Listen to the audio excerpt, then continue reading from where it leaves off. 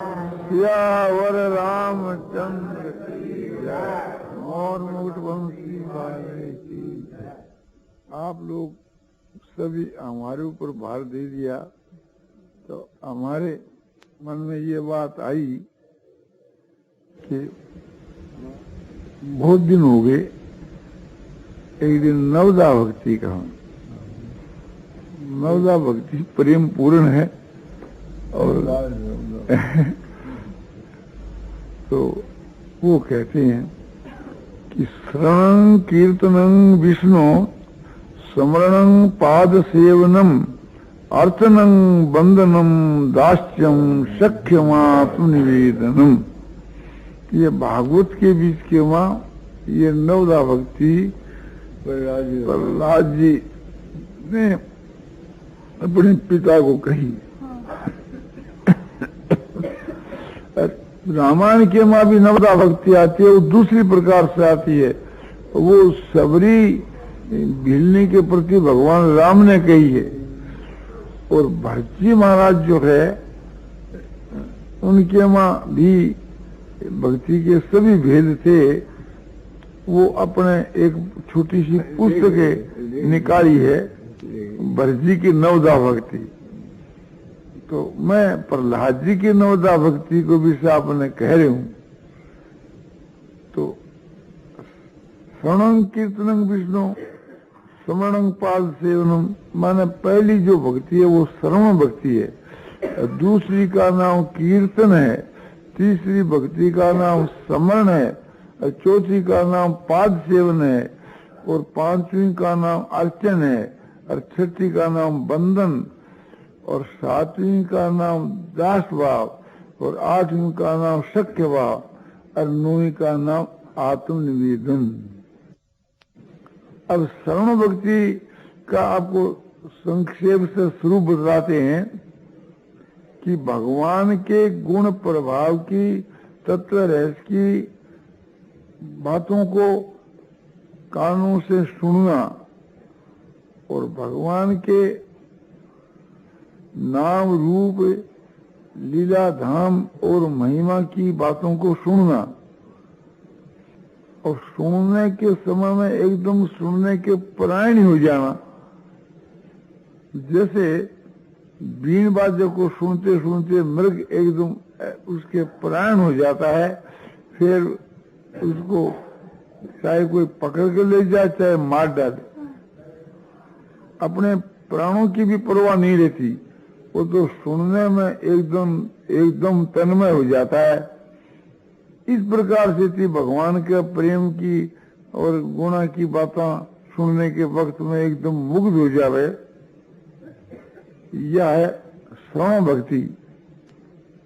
दूसरी का नाम है कीर्तन।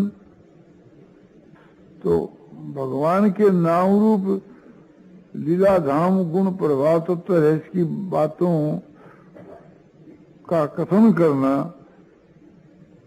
भगवान के भक्तों के बीच के में उसके नाम और गुणों का कथन करना, जोर से भगवान के नाम का कीर्तन करना, आस्ते आस्ते भगवान के नाम का जप करना, और भगवान के विषय की जो पुस्तकें हैं या दूसरों को सुनानी, कथा सुनानी, व्याख्यान देना, ये सब कीर्तन भक्ति के अंतर्गत है। ऐसी कीर्तन भक्ति श्रद्धा और प्रेम से कही जावे, और कहने के समय में अपने आप का भी होश नहीं रहे, तो वो असली कीर्तन है। गौरांग महाप्रभु जिस प्रकार किया करते थे ऐसा कीर्तन करना चाहिए। यह कीर्तन भक्ति। तीसरी है स्मरण भक्ति, कि भगवान के नाम रूप और गुण प्रभाव तत्व रहस्य लीला आदि का जो चिंतन है या भगवान के स्वरूप का जो ध्यान है या भगवान के नाम का जो स्मरण है और भगवान की लीला का मन के बीच में जो चिंतन है, ये सभी समरण भक्ति के अंतर्गत है। ऐसी समरण भक्ति श्रद्धा और प्रेम से की जावे और ऐसा प्रेम हुए कि अपने आप का भी ज्ञान नहीं रहे, भगवान के ध्यान के माई एकदम मस्त हो जावे। इन सब पदार्थों का जो चिंतन करना, ध्यान करना, ये सब समरण भक्ति के अंतर्गत है। चौथी भक्ति है पाद सेवन। भगवान के चरणों का चरणामृत लेना, भगवान के चरणों की रज को मस्तक को धारण करना, भगवान के चरणों की पूजा करना, और वो चरणों की पूजा मंदिर में जाकर के करना, वो भी पाद सेवन है। और घर के मां भगवान की मूर्ति या फोटो की पूजा करना, या समझो कि मानसिक भगवान के स्वरूप के आह्वान करके उसके चरणों की पूजा करना, या सबके बीच के वहाँ भगवान विराजमान है, इस प्रकार मन में समझ करके के और सब के चरणों की सेवा करना, या पाद सेवन है। और ऐसी भक्ति श्रद्धा और प्रेम से की जावे तो बहुत उत्तम है। दूसरी है अर्चन भक्ति। अर्चन माने भगवान की पूजा, भगवान की षोडश प्रकार से पूजा करनी, भगवान के विग्रह की, मूर्ति की, अपने घर के मां मूर्ति हो उसकी, चित्रपट की यानी फोटो की, या अपने हृदय में भगवान की स्थापना करके उसकी पूजा करनी, या बाहर में भगवान की मानसिक मूर्ति की स्थापना करके मानसिक सामग्री से उसकी मानसिक पूजा करनी। सबके हृदय में भगवान विराजमान है ऐसा समझ करके सबकी सेवा पूजा ही भगवान की पूजा है, इसलिए समझ करके सबकी सेवा पूजा करनी। ये सब एक प्रकार से थी अर्चन भक्ति के अंतर्गत है। और वो अर्चन भक्ति श्रद्धा प्रेम से ऐसे करे कि जिसमें अपने प्रेम में विभोर हो जाए, मुग्ध हो जाए, तो उसमें पूजा में यदि कोई कमी भी रह जाए क्रिया इत्यादि में तो कोई मैं दोष नहीं, किंतु प्रेम में कमी नहीं थी, विश्वास में कमी नहीं थी।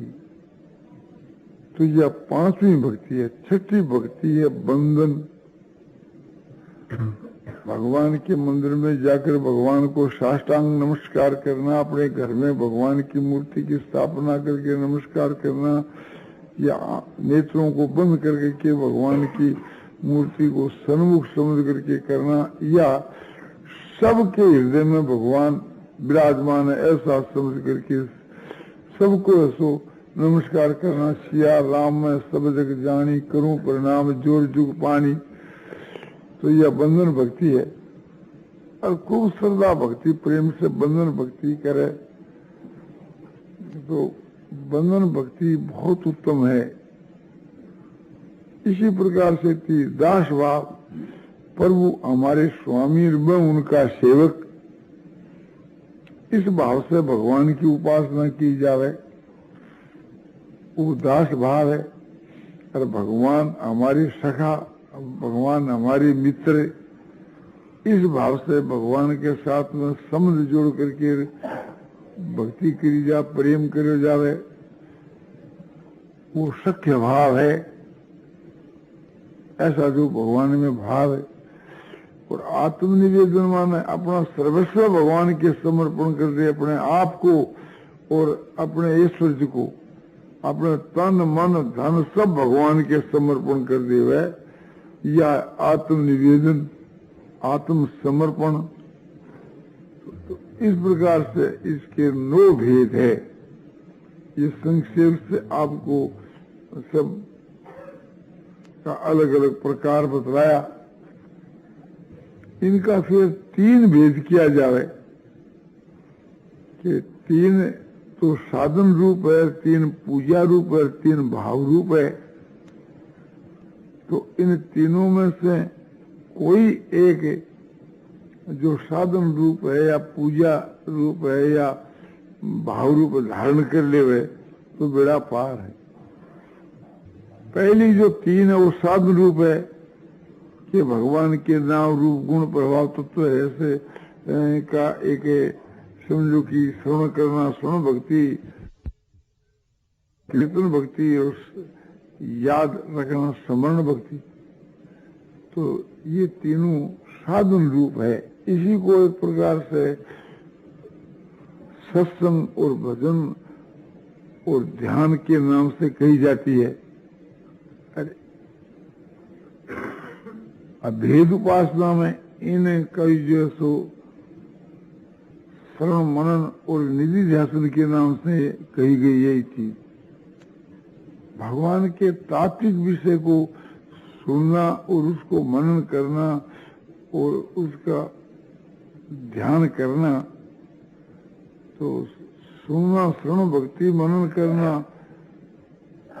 मनन और निधि ध्यान, ये तीनों अभेद उपासना में, ये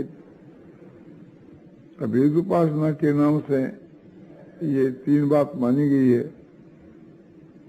इसी प्रकार से तीन वो आपने बतलाई कि भगवान के चरणों की सेवा और भगवान के विग्रह की पूजा और भगवान को साष्टांग नमस्कार, चरणों में नमस्कार, तो ये तीनों एक प्रकार से भगवान की पूजा के विषय की है। और तीन ही एक प्रकार भावरूप, एक दास भाव, एक सख्य भाव, एक आत्म निवेदन भाव, ये तीन को धारण करने से भी कल्याण हो जाए। ऐसा नहीं हो तो 9 प्रकार का जो भेद बतलाया उसमें किसी एक को भी धारण कर लेवे तो संसार सागर से उसका शीघ्र उद्धार हो जाए। 9 में से एक। और फिर बहुत ही आनंद की चीज समझ करके सभी प्रकार से भगवान की भक्ति करे, उसकी तो फिर बात ही क्या है। यदि कहो कि केवल श्रवण भक्ति से उद्धार हो जावे तो इसके लिए प्रमाण तो शास्त्र का प्रमाण है। उदाहरण भी शास्त्रों में मिलता है। केवल श्रवण भक्ति से ही आत्मा का उद्धार हो जावे तो इसके लिए यहाँ सत्संग हुए, सत्संग के बीच में भगवान की बातें सुने तो केवल सत्संग से ही वो उद्धार हो जावे। तुलसीदास जी तो कहते हैं कि बिना सत्संग के बिना उद्धार होता ही नहीं, भगवान की प्राप्ति होती ही नहीं बिना सत्संग के बिना। तुलसी रामायण के वहां तुलसीदास जी ने कहा है, विन सत्संग हरि कथा ते बिनु मोह ने भात।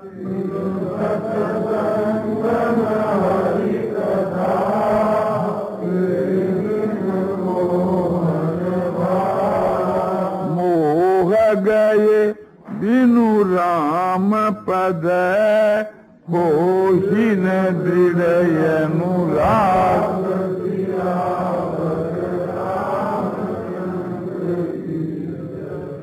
बिना सत्संग के बिना हरि की कथा नहीं मिलती, हरि के गुण प्रभाव तत्व रस की बातें नहीं मिलती, और उनके बिना मोह जो ज्ञान उसका नाश नहीं होता, और ज्ञान के नाश हुए बिना भगवान के वहां दृढ़ अनुराग यानी गाढ़ प्रेम नहीं होता, और इस प्रकार के प्रेम हुए बिना भगवान इसको मिलते नहीं।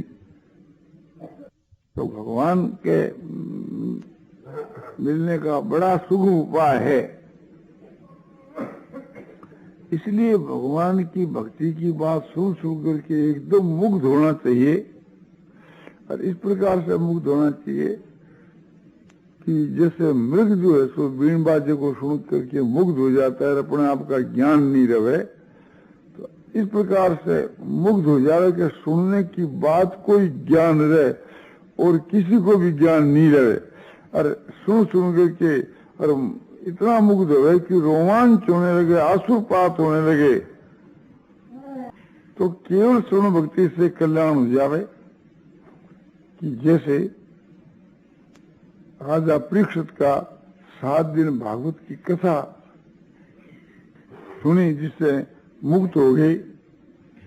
किसी को कि वे तो बड़े भक्त थे, पापी का भी उद्धार हो सकता है क्या? तो पापी का भी हो सकता है। धुंधकारी ब्रह्म राक्षस था, बड़ा भारी पापी, तो अपने भाई गोकर्ण से थी सप्ताह सुनी, तो 7 दिन के बीच के माँ भागवती कथा सुन करके एकदम वो भी सो मुक्त हो गया। पापी का भी कल्याण हो जाता है। तो उदाहरण भी मिलते हैं और प्रमाण भी मिलता है। गीता भी कहती है कि अन्य तुए जानन्त श्रुत्वा ने वे उपासते ते पिचाति तरंगते मृत्युं श्रुति परायणा।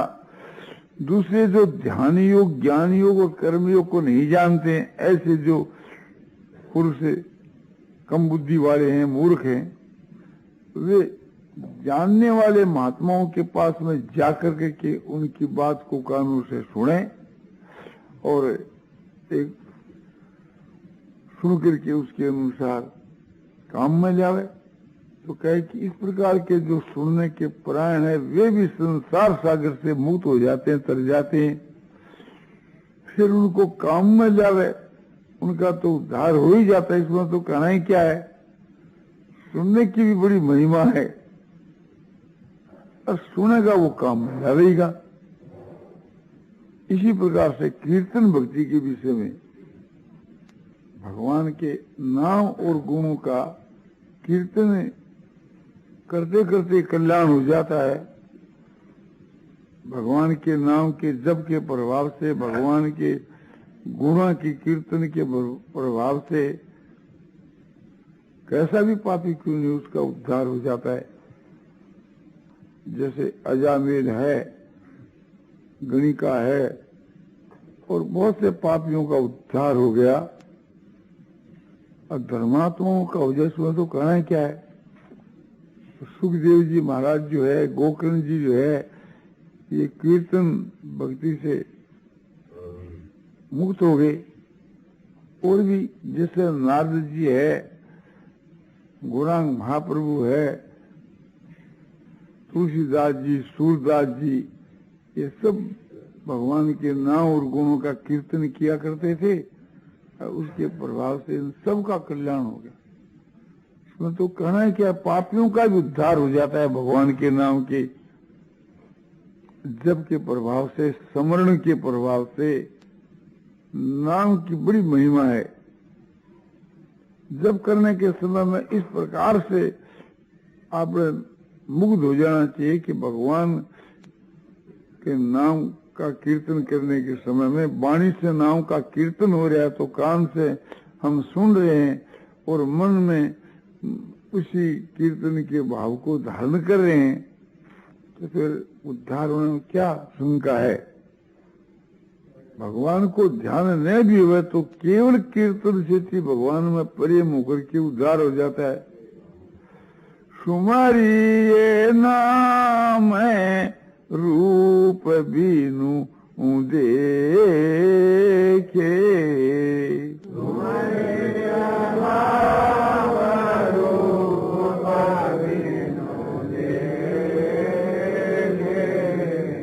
होत हृदय स्नेह विषेखे।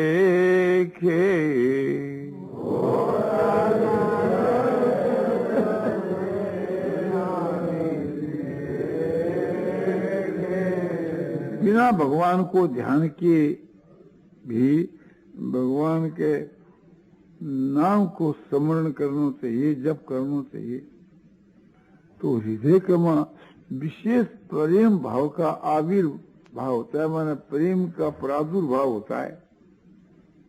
उससे एकदम चित्त मुग्ध हो जाता है। तो इस प्रकार से नाम जपने के समय के बीच के वहाँ ऐसा भाव हो कि वो हमारे जो रोम फरकते हैं, प्रत्येक रोम के द्वारा राम राम राम राम राम राम होता है। तो एक साथ समझो कि जो 72 करोड़ रोमावली है, तो 72 करोड़ ना होने लगे तो फिर क्या विलम्ब लगे भगवान की प्राप्ति की। पर वो रोमांच, और वो रोमांच जो है जिसके वहां श्रद्धा प्रेम होता है, तो अपने भगवान के नाम का जो जप है, भगवान के गुणों का और नाम का जो कीर्तन है, वो बड़े प्रेम से और उत्साह से करना चाहिए, तन्मय होकर के अपने शरीर की शुद्धि खो कर, तो भगवान की प्राप्ति बहुत जल्दी हो जाती। पापियों को भी हुई ऐसा बतला है, और भगवान जी ने तो हनुमान जी तो भगवान को अपने वश में कर दिया था। सुमरी पवन सुत पावन नाम,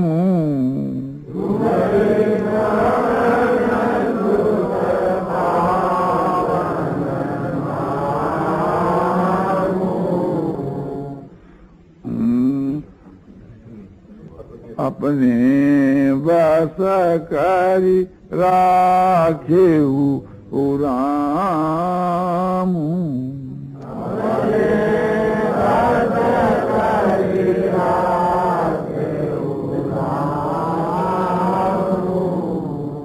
हनुमान जी ने भगवान के नाम का जप करके स्मरण करके और भगवान को अपने अधीन अपने बस में कर करके रख छोड़ा था।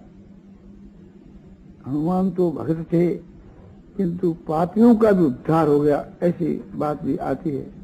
अपर एजामिल गज गनिकाऊ,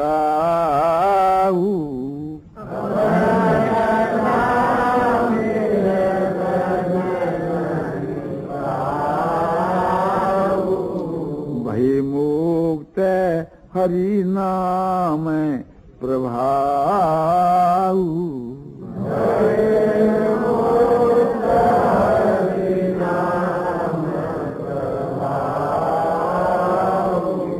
दूसरे जो है बड़े भारी पापी अजामिल जो है, उनका भी नारायण नाम से उद्धार हो गया, और समझो कि गणिका जो है अपने नाम जप के प्रभाव से उसका भी कल्याण हो गया, और हरि का नाम उच्चारण करने से गजराज का भी ऐसा कल्याण हो गया।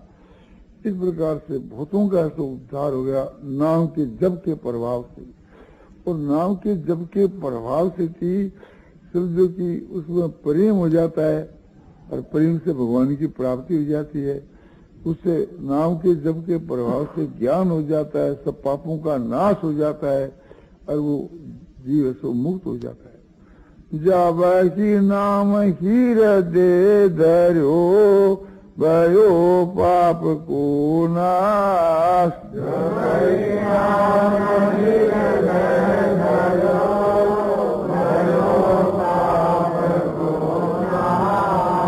जैसे चिन्ह अग्नि की परिपुराने घाट,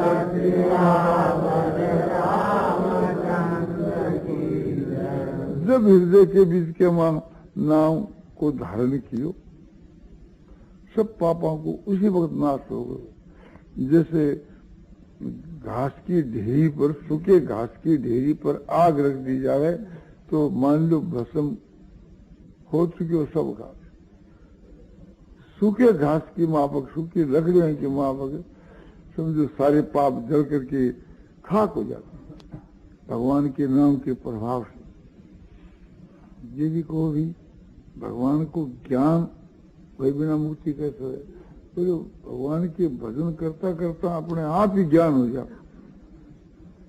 राम नाम मणि दीप धर जी है देवरी द्वार, राम नाम मणि दीप धर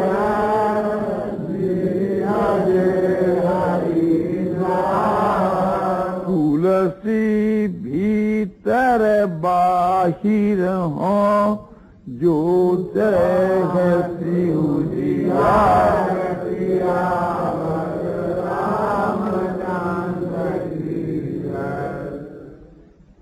तुलसीदास जी कहते हैं कि यदि तुम बाहर भीतर के बीच के वहां ज्ञान को प्रकाश चाहे तो राम नाम रूपी जो मणि है इसको देवी दीपक न्याय की जो अपने जीवा रूपी देवी के ऊपर इसको ऐसो रख दो।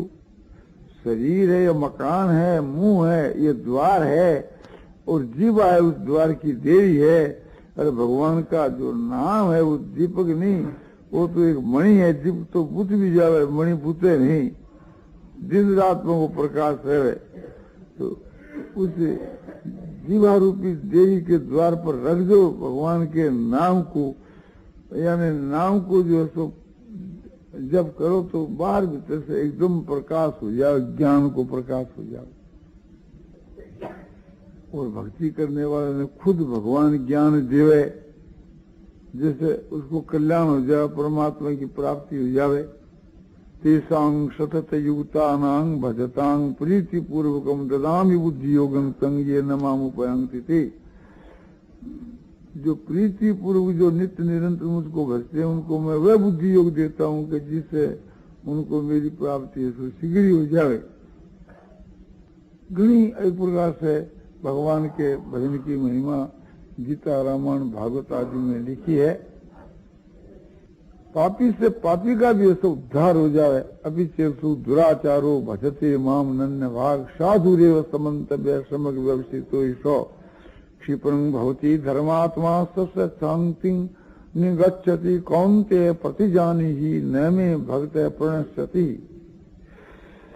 तो ये भगवान ने गीता की 9 अध्याय के 30-31 के श्लोक में कहा। इसका भाव यह है कि अतिशय दुराचारी पुरुष भी जो मुझको अनन्य भाव से भजने वाला है उसको साधु समझना चाहिए, क्योंकि वो अच्छी प्रकार से मेरे विषय में निश्चय वाला है, इसलिए वो जल्दी धर्मात्मा हो जाएगा और सदा रहने वाली परम शांति को प्राप्त होगा। कुंती, हे कुंती के पुत्र अर्जुन, मैं तुम्हारे प्रति प्रतिज्ञा करके सत्य कहता हूँ कि मेरे भक्त का कभी ऐसा पतन नहीं होता, विनाश नहीं होता। तो भगवान के भजन को बड़ा प्रभाव है, इसलिए भगवान कह रहे कि ऐसे अनित्य मनुष्य शरीर को पाकर के मेरे को भज। अनित्यम असुखम लोकम मिमं प्राप भजस्व माम। ये शरीर जो है सो समझो कि नाशवान है, अनित्य सदा रहने का नहीं, और बड़ा ही दामी समझो कि मूल्यवान है।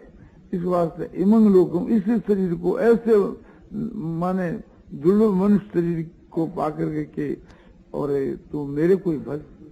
इस मनुष्य शरीर के बीच के मान जिसको तुम सुख समझते हो सुख नहीं है। घनी महिमा गाइए।